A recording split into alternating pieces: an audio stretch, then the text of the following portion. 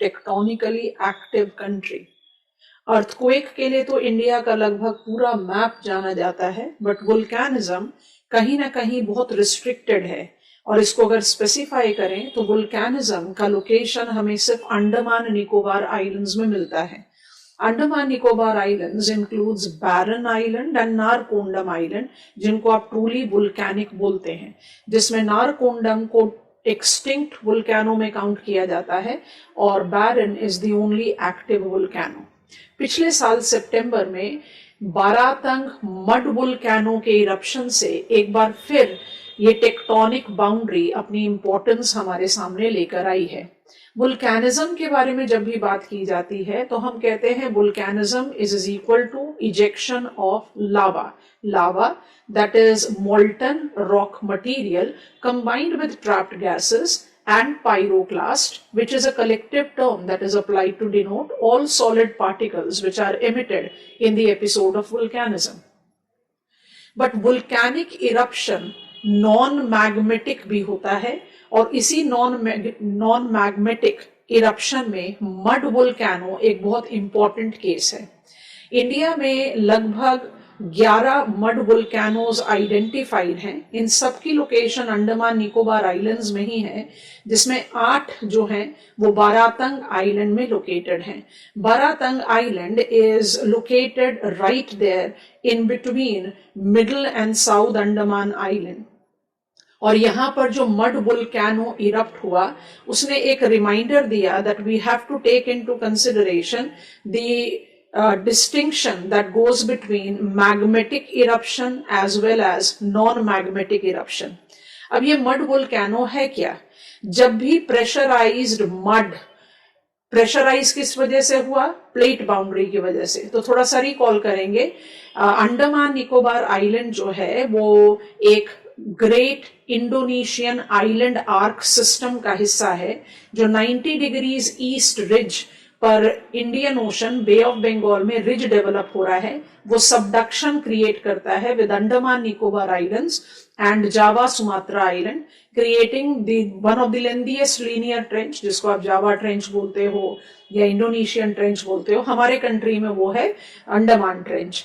तो आपके 4 arc basin में ये ट्रेंच बना, और जो बैक आर्क बेसिन है जो अंडमान सी में पड़ता है, वहां पर यू हैव सबडक्शन वुल्कैनो। तो जब Indian plate is subducing underneath Burmese plate, ये एक सब सरफेस प्रेशर क्रिएट करता है, हाई सेडिमेंटेशन रेट जनरेट करता है और डीप फॉल्ट सिस्टम जनरेट करता है, which tends to push the cool mud, liquid mud mixed up with saline water towards the surface. और ये एक बहुत टिपिकल बबलिंग क्रेटर क्रिएट करता है। इसमें लार्जली हाइड्रोकार्बन गैसेस ट्रैप्ड होते हैं, जिसमें मीथेन और कार्बन डाइऑक्साइड बहुत इंपॉर्टेंट है। अनलाइक मैग्मेटिक इरप्शन, ये जो मड वुल्कैनो हैं ये बहुत ठंडे मड होते हैं और इनको डिफरेंट तरीके से टूरिज्म एंड अदर एक्टिविटीज के लिए भी इस्तेमाल किया जाता है। But there is possibility that mud volcano can be preceded or proceeded by possibility of magma ejection also. When we talk about the mud volcanoes, एक by default demarcation साथ में आ जाता है, and that is mud volcano the only example that we associate as non-magmatic eruption? Answer is no. जब magma का eruption नहीं हो और वोल्केनिक एक्टिविटी है, उसमें जब वाटर या स्टीम या उसका कॉम्बिनेशन का इरप्शन होता है, हम उसको बोलते हैं फ्रियाटिक इजेक्शन। फ्रियाटिक इजेक्शन में फ्रियाटोमैग्मेटिक भी होता है, इसमें कोई दो राय नहीं है, लेकिन जब तक मैग्मा ना हो तब तक आप उसको फ्रियाटिक बोल देते हैं। फ्रियाटिक इजेक्शन में ही भी एसोसिएट हॉट वाटर स्प्रिंग, जहां गर्म पानी इजेक्ट हो रहा है, गीजर्स जहां पानी के साथ साथ प्रेशराइज्ड स्टीम भी है, तो you have water plus steam, and we have fumaroles. Fumaroles जो हैं वो लार्जली स्टीम एमिट करते हैं। फ्यूमारोल्स का ही एक वेरिएंट है जिसको कहते हैं सोल्फतारा, जो सल्फर रिच टैप गैस को एमिट करता है। These make examples of non magmatic phreatic ejection. And when I take reference of this non-magmatic phreatic ejection, मेरे पास कुछ और भी non-magmatic examples हो सकते हैं, जिसमें हाइड्रोथर्मल वेंट्स, ब्लैक स्मोकर्स कहा जाता है, बहुत इंपॉर्टेंट है, ये ओशन फ्लोर पर जस्टिफाई किए जाते हैं. And we all are aware of the fact that hydrothermal vents जो हैं वो chemotrophs के लिए habitat provide करते हैं, and chemotrophs generates a very specialized ecological setup in deep water.